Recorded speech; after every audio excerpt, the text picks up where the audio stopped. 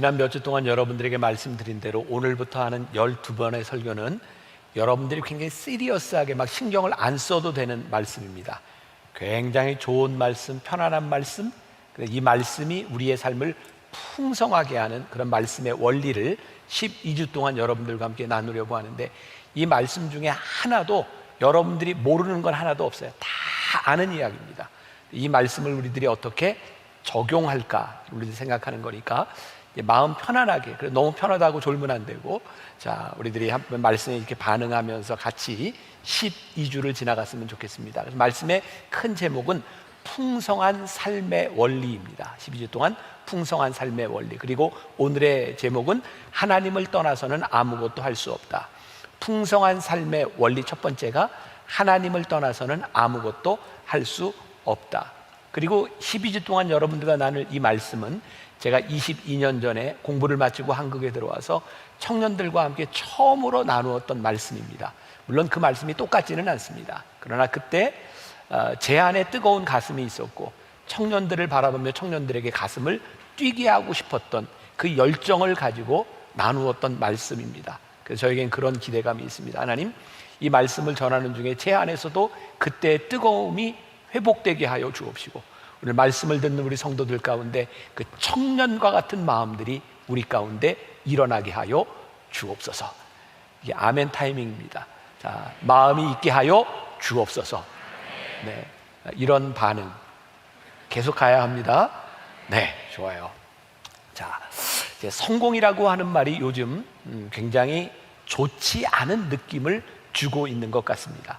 저희가 살았던 지난 20년, 30년 가장 많이 쓰였던 단어가 성공, 목적, 희생, 비전, 이런 단어였죠. 요즘 젊은이들은 더 이상 그런 단어를 좋아하지 않는다 그럽니다. 소위 말하는 소확행, 소소하지만 확실한 행복을 찾는 이 시대에서 오늘 제가 이 성공에 대한 이야기, 풍성함에 대한 이야기를 하는 것은 어쩌면 시대착오적인 설교가 아닐까라고 생각할 수도 몰라요. 그러나 저는 진정한 우리의 인생의 성공, 하나님이 원하시는 삶에 대한 정말 중요한 그 개념을 우리들이 알 필요가 있겠다는 생각이 듭니다.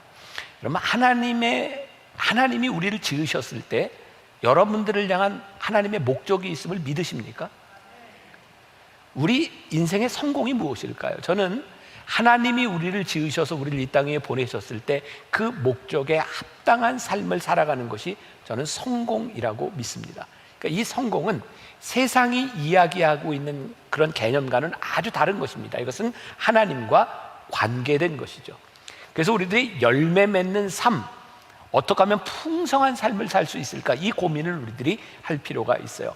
자, 오늘 말씀은 아주 유명한 말씀입니다. 예수님께서 요한복음 15장에서 포도나무 비유를 통해서 우리들의 생명의 원리를 말씀하고 있는 거죠. 포도나무, 혹시 포도나무 보셨습니까? 예, 포도나무가 나무인가요?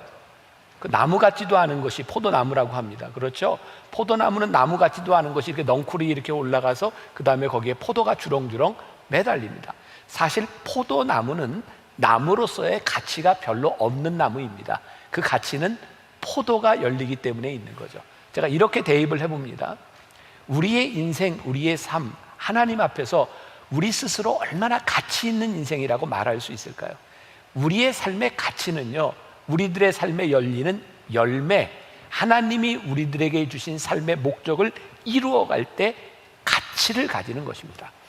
이사야 5장 4절에 보면 우리 인생들을 바라보는 하나님의 한탄이 나와 있어요. 내가 좋은 포도 맺기를 기다렸거든 들포들을 맺으면 어찌 됨인고. 또 예레미야 2장 21절에 보면 하나님의 계획이 이렇게 나오고 있어요. 내가 너를 순전한 참 종자 곧 귀한 포도나무로 심었거늘 내게 대하여 이방 포도나무의 악한 가지가 되면 어찌 됨이냐.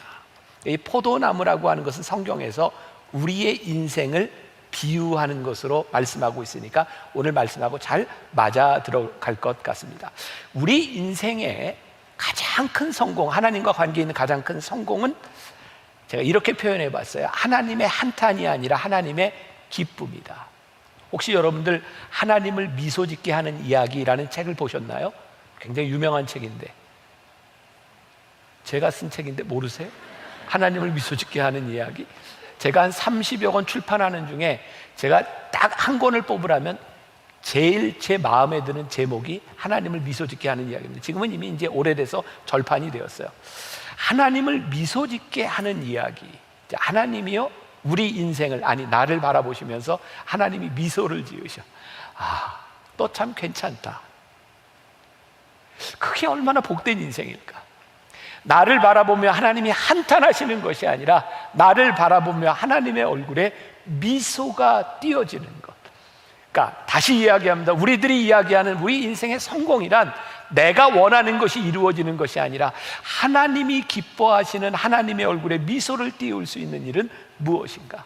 자, 포도나무 비유에 있어서 우리들이 잘못하면 오해할 수 있는 게 있어요. 자, 포도나무는 뭐라고 되어 있죠? 비유에서 예수님. 이 포도원의 농부는 모르는 거예요? 대답을 하기 싫은 거예요? 하나님 아버지. 가지는 누구예요? 우리. 자, 포도나무에 가지가 붙어 있어서 열매가 맺히는 거예요. 그러면 가지인 우리의 임무는 뭐예요?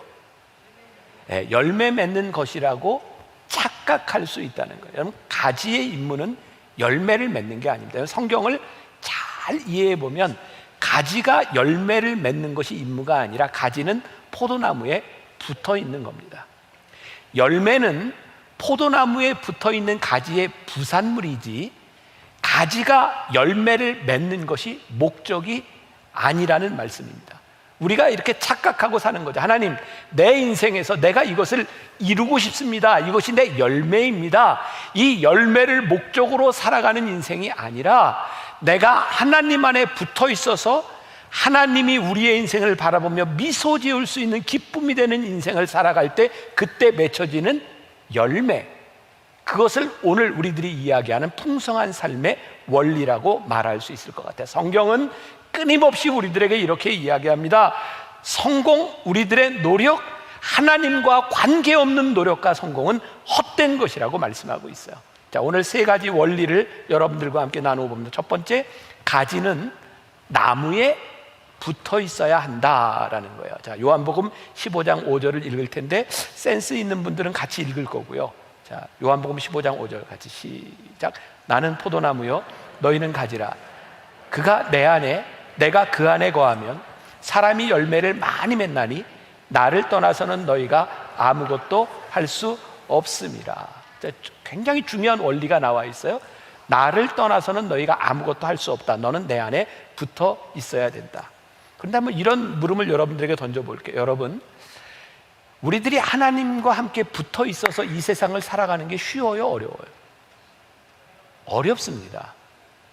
우리가 이 세상에 살아가는 우리들에게는요, 어쩌면 하나님과 관계없는 삶을 살아가는 것이 훨씬 쉬울 수 있습니다. 하나님과 함께 살아가는 것은 이 세상에서 쉬운 일이 아닙니다. 때때로 고난이기도 합니다. 극심한 고난을 겪을 때도 있습니다. 그런데 그것이 우리로 하여금 우리를 풍성하게 해준다고 하는 믿음이 없으면 우리들이 그렇게 살아갈 수 없는 거죠. 은퇴하신 이재철 목사님이 쓰신 책 중에 사도행전 속으로라는 책이 있는데 거기에 이런 이야기가 나옵니다. 한 교인을 통해서 들은 이야기입니다. 한 분이 그 호주 시드니에 살고 있는 교민인데 한국에 왔다가 정말 한국에 대한 그리움으로 인해서 개나리 있잖아요. 개나리를 꺾어가지고 호주로 갔답니다. 호주가 굉장히 방역이 철저한 나라인데 어떻게 가져갔는지 모르지만 여러분들 아시는 것처럼 개나리는 그냥 꺾어다가 꽂으면 나잖아요. 피잖아요. 피죠? 이렇게 설교할 때 여러분들이 대답을 안 하는 건 둘 중에 하나인 거 아시죠? 말이 말 같지 않거나 이것까지 하면 좀 지나치는데 말하는 사람이 사람 같지 않을 때 막 이런 얘기합니다. 자, 제가 굉장히 상처받아요. 반응을 잘 하세요. 네. 이 개나리 꽂으면 나잖아요. 네, 좋아요. 네. 이분이 가서 시드니에 가서 개나리를 딱 꽂아놨는데 1년이 지나니까 나무가 이렇게 나뭇잎이 자라고 자라더래요. 근데 꽃이 안 피더랍니다. 생각에 좀 늦게 필 수 있겠다. 1년을 기다렸답니다. 1년이 지나자 더 무성하게 나뭇잎이 자라기 시작하는데 꽃이 피지 않답니다. 3년이 지나서 이분이 알게 된 것이 있는데요.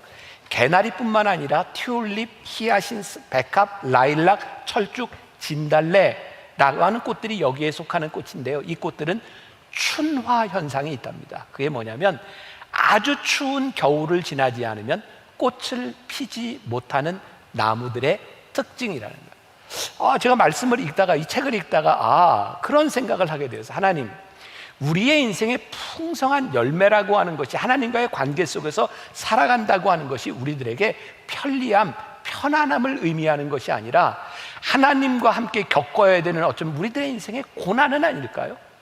그것이 우리로 하여금 풍성한 열매를 맺는다고 하는 것을 우리들이 잊고 살아가는 것은 아닐까요? 존 오토보그 목사님이 쓴 인생 영생이 되다라고 하는 책에 아주 재밌는 그 통찰이 하나 있어요. 여러분들과 함께 제가 요 근래 들어서 제일 많이 나누었던 말씀 중에 하나가 누가복음 15장 탕자의 비유입니다. 왜 그 말씀을 많이 나누게 되었느냐?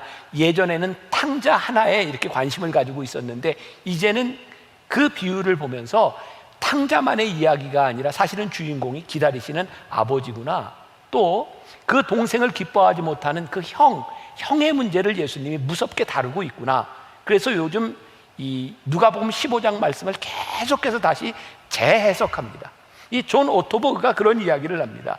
그 형이 돌아온 동생을 기뻐하지 못하는 이유가 있는데, 그 이유는 그에게서 벌어진 일이 형의 가지에서 벌어진 일이라는 거예요. 이게 무슨 얘기냐면, 형이 아버지의 나무에 붙어 있어야 아버지의 생각이 그 형을 통하여 나오게 되어 있는데, 그 형이 자기 가지에 붙어 있어서 아버지의 생각을 모르니 그 잔치자리에 기뻐하지 못하고 참여하지 못하게 되었다는 말씀. 여러분, 우리의 인생의 기쁨과 우리의 인생의 성공, 우리들이 이루고자 하는 일들이 하늘 아버지 예수님의 나무에 붙어 있느냐 붙어 있지 않느냐고 하는 것은 굉장히 중요한 일인데, 우리들이 이것과 관계없이 우리들이 열매를 꿈꾸는 것은 아닌가. 제가 아주 오래된 농담을 하나 하겠습니다. 여러분들 예전에 많이 유행했던 사오정 시리즈 아세요? 이런 이제 농담을 하는데도 여러분들 반응이 없으면 제가 상처를 받겠죠. 네, 준비들을 잘 하시고. 자, 이게 사오정 시리즈에 뭐 여러 가지가 있지만 그 중에 하나, 사오정에게는 늘 같이 다니는 손오공, 저팔계가 있어요. 또 그 다음에 누가 있죠? 삼장법사가 있습니다. 하루는 삼장법사가 이 셋을 다 모아놓고 이렇게 얘기합니다. 내가 오늘 너희들의 소원을 다 들어주겠다. 너희들의 소원을 얘기라. 손오공이 소원을 막 얘기하니까 그대로 됐어요. 저팔계도 소원을 이야기하고 그대로 됐어요. 이제 사오정 차례가 됐죠. 삼장법사가 소원을 얘기해. 근데 이 사오정의 특징이 뭐예요? 잘 못 알아듣잖아요. 소원을 얘기해. 그런데 못 알아듣고 애가 됐대요. 네. 괜히 있나? 네. 자, 저는 이게 설교 준비할 때 모든 게 그렇게 이제 연결이 되는 거. 그렇구나. 우리가 참 하나님의 말귀를 못 알아듣고 살아가는 것이 문제인 거예요. 우리의 인생의, 우리의 신앙의 가장 본질적인 문제는 뭐냐면, 하나님께서 우리들에게 이루시기를 원하시는 이 풍성한 원리, 그것을 우리들이 잊고 그 말귀를 못 알아듣고 살아가는구나. 자, 하나님께서 우리들에게 주시는 굉장히 중요한 풍성함의 원리가 뭐냐면 기쁨이에요. 기쁨. 오늘 이 비유 가운데 기쁨이라는 얘기 계속 반복됩니다. 하나님께서 그 열매를 통해서 너희의 기쁨이 충만하게 하려 하십니다. 이 기쁨을 우리들에게 주시고자 하는 것이 목적이란 말이에요. 그런데 우리들이 어떻게 잘못 살아가고 있는가? 우리는요, 이 선한 좋은 열매를 이렇게 맺으려고 노력하는 것이 아니라 우리들의 인생의 대부분은 나쁜 열매를 맺지 않으려고 살아가요. 이렇게 하면 안 되지. 저는 분명히 믿습니다. 방어적인 신앙은 틀림없이 실패합니다. 유명한 토마스 아퀴나스가 신학대전에서 이런 말을 합니다. 영적 쾌락에서 기쁨을 얻지 못하는 사람들은 몸의 쾌락으로 돌아선다. 이해가 되셨나요? 영적 기쁨을 느끼지 못하는 사람은 필연적으로 육적인 기쁨으로 향하게 되어 있어요. 좋은 열매를 맺지 못하는 사람들은 필연적으로 나쁜 열매를 맺을 수밖에 없는 거예요. 그러니 우리들이 이 땅 위에 살아가면서 나쁜 열매 맺지 말아야지 라고 하는 신앙은 틀림없이 실패한다는 거예요. 어떻게 우리들이 좋은 열매를 맺을 수 있을까를 고민해야 돼요. 성공은 단순히 지위나 어떤 명예, 돈에 대한 것이 아닙니다. 성경에서 말씀하고 있는 것은, 자, 갈라디아서 5장 22절부터 23절까지의 열매의 이야기가 나오죠. 오직 성령의 열매는 사랑과 희락과 화평과 오래 참음과 자비와 양선과 충성과 온유와 절제니 이 같은 것을 금지할 법이 없느니라. 여기에 나오는 열매가 얼마나 좋은 단어들이에요. 사랑, 희락, 화평, 자비, 양선, 충선, 이런 열매들이 우리들에게서 맺혀졌다고 했을 때 하나님의 얼굴에 미소가 떠오르지 않겠습니까? 자, 오늘 우리가 읽었던 본문 말씀 요한복음 15장 11절에 이렇게 되어 있어요. 내가 이것을 너희에게 이름은 내 기쁨이 너희 안에 있어 너희 기쁨을 충만하게 하려 함이라. 그러니까 예수 안에 거하는 우리에게 우리의 기쁨, 하나님의 기쁨이 너희 안에도 있어 너희에게 충만하기를 원한다. 자, 유명한 말씀 요한복음 15장 16절, 너희가 나를 택한 것이 아니요, 원리가 있는 거예요. 우리들이 하나님 안에서 기쁨을 얻을 때 그 기쁨으로 살아가는 우리들이 구하는 것을 얻도록 하신다. 우리가 잘 아는 말씀 가운데 빌립보서 4장 13절이 있습니다. 혹시 뭔지 아세요? 내게 능력 주시는 자 안에서 내가 모든 것을 할 수 있느니라. 여기 어디에 방점이 있어야 맞는 거예요? 사람들은 대개 굉장히 내가 모든 것을 할 수 있다고 하는 적극적인 사고 쪽에 가 있어요. 근데 이 말씀은 내가 무엇을 할 수 있는 것이 아니에요. 내게 능력 주시는 자 안에서 내가 할 수 있는 거예요. 그런데 우리는 내게 능력 주시는 자 안에 거하지 않으며 내가 할 수 있다고 체면을 걸어요. 신앙생활을 하고 우리들이 열심히 기도하고 찬양하고 하나님께 매어 달리는데, 매어 달리는 우리가 정작 하나님 안에 있는 것이 아니라 기도하는 내가 할 수 있다고 생각하는 거죠. 이 원리가 잘못되어 있는 거예요. 자, 우리들이 분명히 깨달아 알아야 되는 건, 첫 번째, 원래 우리들이 하나님 안에 가지에 붙어 있어야 된다. 두 번째, 포도나무 가지는 하나님의 관심 속에 있는 것이다는 것을 우리들이 알 필요가 있어요. 포도나무 비유에서 포도원 농부는 누구라고요? 하나님 아버지. 포도나무는 누구? 예수님. 거기에 붙어 있는 가지는 우리.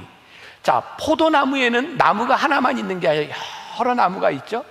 아버지께서 이 나무들을 돌보시는 거예요. 자, 아버지가 이 나무를 돌보신다라고 하는 것이 굉장한 사실이죠. 아버지의 관심 속에 있다는. 이 포도나무 원리에서 우리들에게 말씀해주고 있는 것이 뭐냐면, 여러분들이 예수 안에 포도나무인 예수님께 여러분들이 거할 때에 여러분들의 인생은 그냥 뚝 떨어진 인생이 아니라 하나님께서 여러분들을 보고 계십니다. 하나님께서 여러분들을 돌보십니다 라는 거예요. 그런데 우리가 신앙생활을 하면서 이 믿음이 없이 살 때가 많은 거죠. 주인의식이죠. 주인. 농부가 우리를 돌보신다. 저 가끔 이제 그런 생각하는데, 지난 몇 달 동안 여러분들 참 편했겠다. 예배 드릴 때 여기 안 오니까 주일날마다 고민했던 뭐 입고 올까, 이런 고민 없이 진짜 여러분들이 예배를 드렸잖아요. 근데 오늘은 이제 여러분들이 이제 오프라인으로 나오기 시작하면서 고민을 참 많이 하지 않았습니까? 오랜만에 내가 뭘 입고 가지? 이게 고민한 것들이죠. 네. 근데 내가 고민한 것만큼 상대방들은 그렇게 봐주지 않습니다. 그게 우리 인생입니다.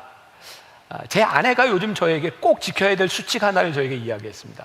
요즘 이제 나이 드니까 그런 거 안 지키면 큰일 나요. 꼭 지키라고 하는 것은 꼭 지켜야 됩니다. 수칙이 뭐냐면, 누군가하고 사진을 찍을 때, 누구하고 사진을 찍든 늘 자기 앞에 제가 서야 된다는 거예요. 사진을 찍을 때 제가 앞에 서야 얼굴이 자기가 작게 나오기 때문에, 아무튼 그런 범죄를 저지르지 말라고 늘 앞에 서야 된다. 이게 남자가 지켜야 될 기본적인 매너다. 자, 남자들 잘 들으세요. 사진 찍을 때 늘 아내보다 앞에 서서 찍는 매너를 가지셔야 돼요. 그 사진을 딱 보면 사람들이 그러죠. 이거 사진 잘 나왔네. 제가 언젠가도 그런 얘기했죠. 잘 나온 사진은 내가 잘 나온 게 잘 나온 거예요. 얼굴 크기? 다른 사람은 별로 신경도 쓰지 않습니다. 근데 내 얼굴이 크냐 작으냐는 나만 신경을 쓰는 거예요. 놀라운 일입니다. 관심은요, 관계 속에서 이루어지는 것이고, 나와 아무 관계가 없다면 어떤 일도 일어나지 않습니다. 여러분, 하나님이 우리의 인생에서 간섭하기 시작하셨다, 이 말은 무슨 얘기인지 아세요? 하나님이 우리와 관계되어 있다는 말이에요. 자, 요한복음 15장 2절 같이 봅니다. 자, 시작. 무릇 내가 붙어 있어 열매를 맺지 아니하는 가지는 아버지께서 그것을 제거해 버리시고 무릇 열매를 맺는 가지는 더 열매를 맺게 하려 하여 그것을 깨끗하게 하시느니라. 자, 여기에서 무슨 얘기를 하고 있냐면 하나님께서 우리들의 인생에 제거하는 일들이 일어나는데요, 여기 제거라고 하는 말 영어 성경에 보면 cut off, 잘라버린다 라고 되어 있거든요. 근데 실제로 이 말이 쓰여지는 그 상황은 어떤 상황이냐면, 옛날에 운동 경기에서 선수들이 막 경주를 하고 가는데 정점을 향해 가는데요, 사람들이 많은데 아주 드라마틱하게 승부를 내기 위해서 지금 처지는 사람들을 다 제거합니다. 점점 제거해내는 거예요. 막 경쟁이 붙을 때까지 사람들을 제거해 가는 거, 그런 의미 cut off 하는 그런 개념을 가지고 있는 거예요. 그러니까 멋진 경기의 정점을 위해서 곁가지들을 다 쳐낸다, 이런 말입니다. 그 다음에 여기에 깨끗게 하시느니라 라고 하니, 깨끗게 하시느니라, 이것도 영어 성경에 보면 NIV 성경에 보니까 푸른이라는 단어를 썼더라. 푸른, P-R-U-N-E, 푸른. 이건 뭐냐면 가지치기라는 말입니다. 이렇게 말씀을 묵상하면서요, 아, 진짜 봄이 되면 나무 이렇게 가지치기 하는 사람들이 있잖아요, 도로변에. 제가 보면서 참 그런 생각, 정말 무자비하게 자르는구나. 다 잘라내잖아요. 그런데 신기하게도 그 잘라진 나무 가운데서 여름이 되면 멋지게 남은 잎들이 나옵니다. 때때로 가지를 친다고 하는 것이 우리들에게 무자비하게 느껴질 정도로 힘든 일이고, 그것이 무지하게 아프게 느껴질 때도 있는데, 틀림없는 일은 뭐냐면 가지치기를 통해서 쓸데없는 것을 잘라내야 꽃이 피고 잎이 무성하게 난다는 거예요. 여러분들에게 참 힘든 얘기가 될지 모르겠는데, 누군가에게 내가 너를 보니 너는 건강한 네 몸을 가지고 네가 참 하나님과 멀어지고 있구나.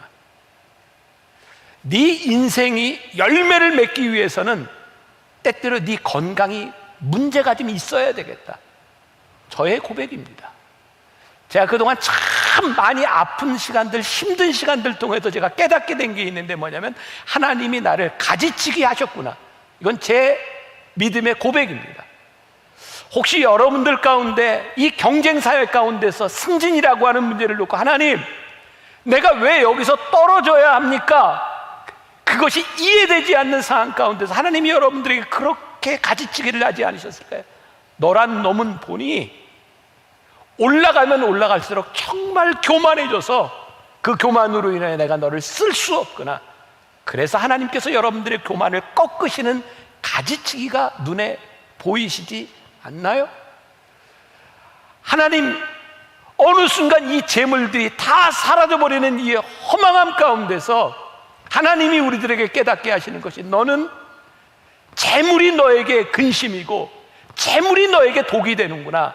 때때로 우리를 하나님이 쓰시기 위해서 우리의 재물도 거두어 가시는 하나님의 간섭이 우리 가운데 보이지 않나요? 정말 살리기 위해서 아깝지만 꺾어버려야 되는 가지가 있다면, 하나님이 우리의 인생에 꺾으시는 것, 그것은 하나님의 간섭이 우리 가운데서 시작되었다는 거예요. 하나님은 우리에 있는 모습 그대로를 받으십니다. 받아주십니다. 그러나 하나님이 우리를 쓰시고자 할 때는, 우리의 삶에서 열매를 맺기를 원하실 때는 훈련시키시고 우리의 인생에 가지를 치시는 것을 우리들이 알아야 합니다. 이게 우리들에게 보이기 시작할 때 우리들의 삶의 풍성한 원리가 내 안에 들어오죠. 마지막 세 번째, 소원보다 기쁨이 선행돼야 된다는 말을 여러분들이 한번 기억했으면 좋겠습니다. 오늘 이 포도나무 비유 요한복음 15장에 10번이나 반복되는 말이 하나 있습니다. 그게 뭐냐면 거한다 하는 말이에요. 거한다. 나의 안에 거하라, 나의 안에 거하라, 거한다. 이 말이 NIV 영어 성경에는 remain이라고 되어 있는데, 사실 거한다는 한국말보다 remain, 유지한다, 계속한다, 이런 뜻을 가진 단어가 조금 더 정확하게 우리들에게 와 닿는 것 같아요. 자, 다시 한번 요한복음 15장 11절 우리가 읽었던 말씀인데, 내가 이것을 너희에게 이름은 내 기쁨이 너희 안에 있어 너희 기쁨을 충만하게 하려 함이라. 우리가 왜 예수 안에 거해야 되고 거기에 머물러 있어야 되는가? 우리의 기쁨을 충만하기 위해서. 근데 저는 이렇게 말씀을 묵상하다가 이 거한다라고 하는 말 가운데서 이건 우리의 의지에 대한 부분이고, 거한다라고 하는 것은 이게 순종이라는 말이구나. 그러니까 거한다는 말과 순종이라는 말과 기쁨이라고 하는 말은 연결이 되어 있어요. 우리가 예수 안에 거하기 위해서 순종할 때 우리들에게 찾아오는 기쁨이에요. 그러니까 우리의 신앙에 이 순종으로 인한 기쁨을 우리들이 맛보는 것. 자, 그래서 요한복음 15장 10절에서 이렇게 이야기하고 있잖아요. 내가 아버지의 계명을 지켜 그의 사랑 안에 거하는 것 같이 너희도 내 계명을 지키면 내 사랑 안에 거하리라. 너희들이 지키면, 순종하면 내 안에 거하고 내 안에 거함을 인하여 너희들의 기쁨이 충만하게 되리라 라고 하는 이런 공식처럼 되어 있는 거예요. 자, 제가 개인적으로 좋아하는 말씀입니다. 시편 37편 4절 말씀 같이 한번 봅니다. 또 여호와를 기뻐하라. 그가 내 마음의 소원을 내게 이루어 주시리로다. 자, 여기 맥을 좀 같이 하고 있죠. 여호와를 기뻐하라. 그가 내 마음의 소원을 내게 이루어 주시리로다. 자, 어제 새벽입니다. 이 말씀을 다 준비해 놓고 이 말씀 내게 이루어 주시리라. 제가 이게 뜻이 약간 모호해서 제가 영어 성경 NIV 성경을 아침에 이렇게 보고 이게 이런 의미구나 라고 하는 것을 깨달았어요. 잠깐 소개해 드릴게요. 영어 성경이지만 자, 저렇게 되어 있더라고요. Delight yourself in the Lord. 주 안에서 너 자신을 기뻐해. 주 안에서 너 자신을 기뻐해. 그런데 그 다음이 중요해요. And He will give you the desires of your heart.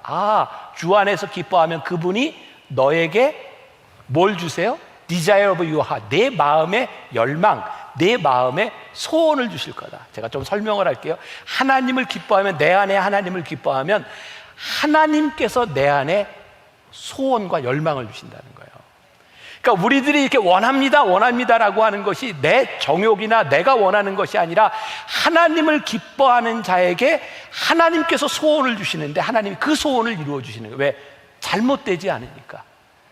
하나님을 기뻐하는 자의 마음속에서 그 소원이 일어나는 것이 우리들의 삶을 풍성하게 만들어주니까. 그런데 우리들이 신앙생활을 아주 잘못하는 게 정말 우리 신앙에 오류가 있는 거죠. 어떤 오류예요? 우리는 하나님을 기뻐할 때 우리들에게 이루어지는 소원을 얻으려고 하는 사람들이 아니라 하나님이 내 소원을 이루어 주셔야 기쁜 거죠. 언제 우리들에게 기쁨이 와요? 하나님 안에 거했을 때, 하나님을 기뻐했을 때가 아니라 내 소원이 이루어졌을 때 기쁘다라고 생각하니까 하나님이 그 소원을 다 들으실 수가 없는 거예요. 우리 안에 기쁨이 늘 있을 수가 없는 거예요. 우리들이 이 공식을 분명히 생각해 볼 필요가 있어요. 내가 하나님 안에서 기쁨을 가지고 하나님 안에 거하면 하나님께서 나를 기뻐하시고 내 마음의 소원을 이루어 주시는 분이구나. 그러면 이제 이런 문제에 봉착하게 되는 거예요. 그러면 내가 하나님을 기뻐해야 되는 그 이유, 근거, 그 뭡니까? 진짜 내가 하나님을 기뻐하고 내가 하나님 안에 거했을 때 내 인생이 충만하게 기쁨으로 가득한다고 하는 내 믿음이 있습니까? 저는 주 안에 거하기 위해서 우리들에게 필요한 것이 있다. 철저하게 하나님을 믿고 철저하게 하나님을 신뢰하고 하나님이 나를 이끌어 가신다고 하는 고백이 우리들에게 없다면 하나님을 기뻐하고 그분이 기뻐하심으로 나에게 주는 소원을 얻는 것은 이건 힘든 일입니다. 오늘 그냥 말씀을 준비하다 찬양이 떠올랐어요. 하나님 한 번도 나를 실망시킨 적 없으시고 언제나 공평과 은혜로 나를 지키셨네. 하나님 한 번도 나를 실망시킨 적 없으시고 언제나 공평과 은혜로 나를 지키셨네. 오신실하신 주, 오신실하신 주, 오신실하신 주, 내 너를 떠나지도 않으리라.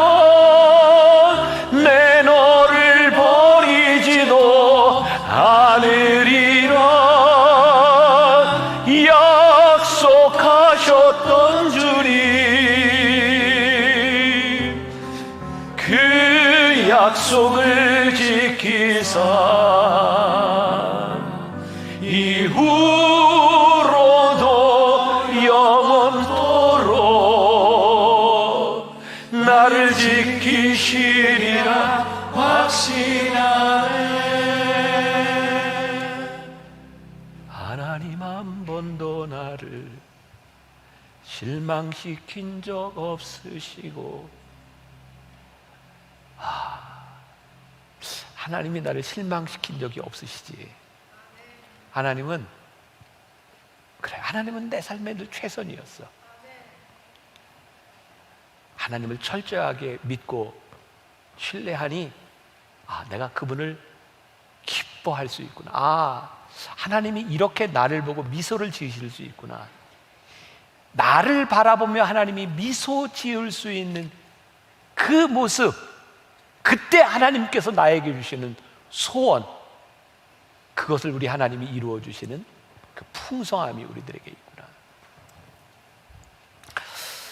제가 여러분들과 나누는 이 말씀 12편은 제가 존 맥스웰의 열매 맺는 지도자라고 하는 책에서 많은 인사이트를 얻었어요. 그 책에 이런 이야기가 나옵니다. 존 맥스웰 목사님이 고등학교 다니던 시절에 연애를 했답니다. 다행인 건 연애하던 그 여학생이 지금의 사모님인 거예요. 연애를 했는데 집에 있으면 제일 하기 싫은 것 중에 하나가 뭐였냐면 엄마가 설거지 시키는 걸 너무 싫어했대요. 그래서 엄마가 설거지 시키면 도망갔대요. 여자친구 집으로. 어머니가 설거지 시키는 게 싫어서 도망가서 여자친구 집에서 뭘 했냐면 같이 설거지. 기쁨은 소원보다 우선하는 겁니다. 기쁘면 소원이 달라지는 겁니다. 우리가 하나님을 기뻐하면 하나님 기뻐하시는 소원이 우리 가운데 있습니다. 우리가 하나님을 기뻐하지 못하기 때문에 우리의 소원이 하나님 앞에 올바른 소원이 되지 않는 거죠. 우리가 하나님을 기뻐하기 때문에 하나님 때문에 우리들이 소원하는 일들, 그것이 무엇인가? 우리가 하나님을 기뻐하기 때문에 우리가 구하는 일, 무엇이든 하나님이 들으실 수 있는 그 일이 무엇인가? 그 일들이 우리들 가운데서 일어나기 시작할 때 우리의 삶이 풍성해지는, 아주 오래된 이야기 하나로 말씀을 마치려고 합니다. 햇볕 같은 이야기에 나오는 글입니다. 그냥 편안하게 들으세요. 성경 속에 우스운 이야기들이 있습니다. 하나님께서 아브라함에게 아들을 약속하셨을 때의 상황은 거의 절망적이었습니다. 아브라함은 100세가 다 되어가고 그의 아내는 이미 경수가 끊어진 지 오래인 90세의 할머니니 자녀를 생산한다는 것은 불가능한 처지였습니다. 그런데 어느 날 하나님이 아브라함을 불러서 아내 사라에게 아들이 있을 것이다, 그렇게 말씀하셨습니다. 이때 사라가 그 뒤 장막문에서 그 이야기를 듣고 킥킥거리고 웃었습니다. 속으로 이렇게 생각했습니다. 하나님 웃기시네요. 제가 90인에 된 나이에 어떻게 아이를 낳아요? 하지만 그 사라 할머니는 배가 불러오더니 아들을 낳았고, 아브라함은 기뻐 웃는다는 뜻으로 그 아들 이름을 이삭이라고 불렀습니다. 한 여집사님이 어느 날 자기 목사님을 찾아가서, 목사님, 제가 하나님을 웃겼더니 하나님이 제 기도에 응답하셨어요 라고 했습니다. 무슨 이야기인지 물어보니까 이러한 내막을 이야기했습니다.